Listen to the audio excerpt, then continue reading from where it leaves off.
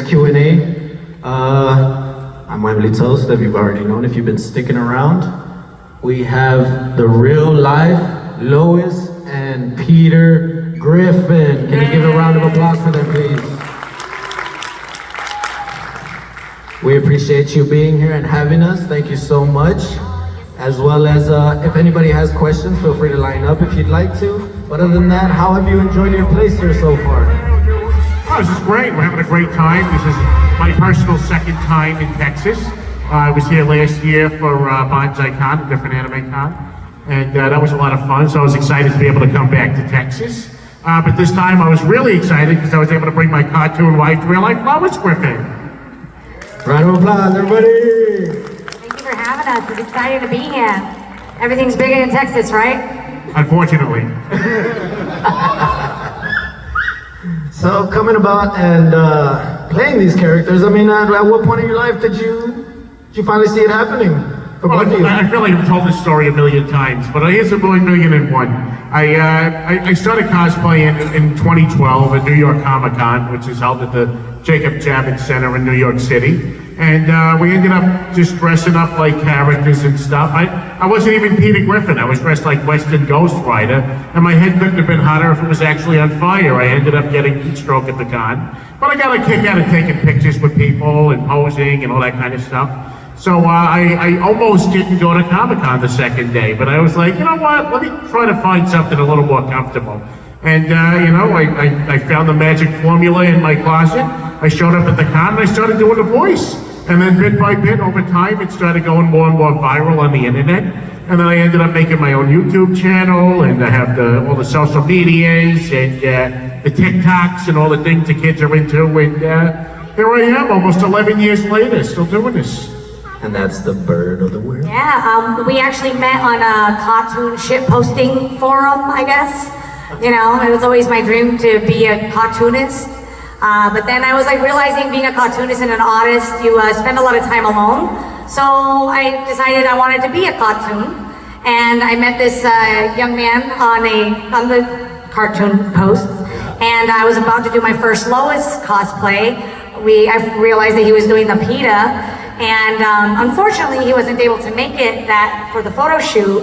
But 3 months later, we ended up being neighbors and started creating content almost regularly after that.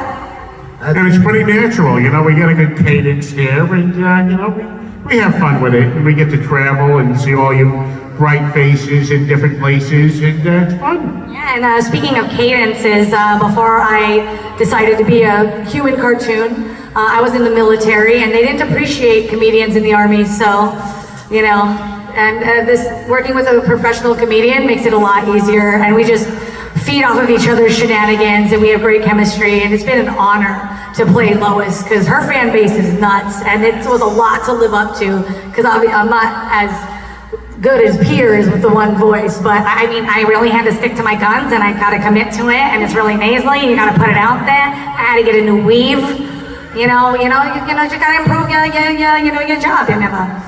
And that's what we love, the fact that you take pride in it and you enjoy doing these things. So who are the people behind Peter and Lois, personally? I mean, you know, we're best friends, and we get to travel and stuff. We have a real life Meg that floats around sometimes, unfortunately. We have our little amalgam of Stewie and Brian here. We figured it was an anime convention, so we kind of do a little Full Metal Alchemist action and combine a child and a dog. And, you know, here we are. Yeah, well, to answer... That's right. Well, to answer his question, his name is Rob Franzese. But yeah, I'm Rob Franzese. This is the real voice of the real life Peter Griffin. I come from Long Island, New York. You know, the New York accent comes out after a while. Yeah. Would you like to buy a vowel? You know, I'm an Italian American from New York. You never expect that to become the real life Peter Griffin, but I never expected it either. Like I said, I just cosplayed as a character at a convention, and really it picked up so much momentum that I never expected it. You know, I was kind of like one of those fall through the cracks kind of, introverted kind of guys, and I kept to myself. And, yeah. And thank you. Yes, introverts. Clap for the introverts. She's my favorite. But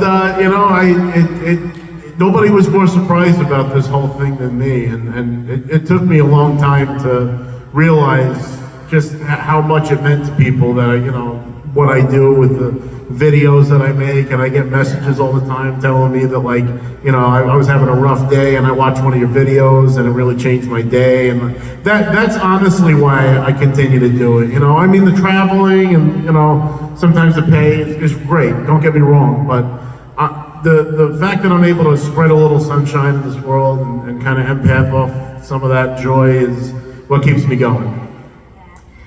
It's really sweet. Like he was saying about being an empath, like being an introvert and an extrovert, it's really nice to be somebody else sometimes. I'm absolutely an extrovert, but being an empath, you get to really absorb the joy that you bring. And in a world that's, kind of dark these days, especially with the pandemic and everything, just being able to bring that light back into the world through real life cartooning is just a dream come true, and it's truly an honor.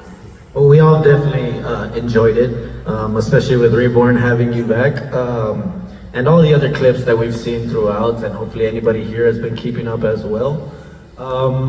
So that's great. I mean, that's great that you guys took the cartoon, and incorporated it into your real life. And like you said, I can definitely hear the accent. Oh yeah, it's way better playing like a 50-something-year-old mother than like a 16-year-old anime high school kid. You know what I mean? Because then at that point, your voice has to We grow into the role over time. I certainly did. Just more of you to love, Peter. That's it. Like cancer, I grow on you. And so, apparently you seem to be Family Guy fans as well. You've really enjoyed the show, and I'm assuming because of its dark humor and... oh yeah, I love that's my favorite flavor of humor. Witty comebacks and then all these great punchlines. Yeah, it's absolutely an adult show.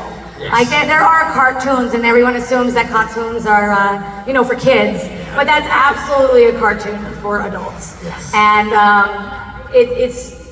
it's nice to be an adult playing an adult, but it can get confusing when you work conventions like this where the kids are all around and you're just like, wow, Lois has actually done a adult movie and I have not. So it's like, let's keep real with the character. She's a little more wild than me. I mean, I wish I was a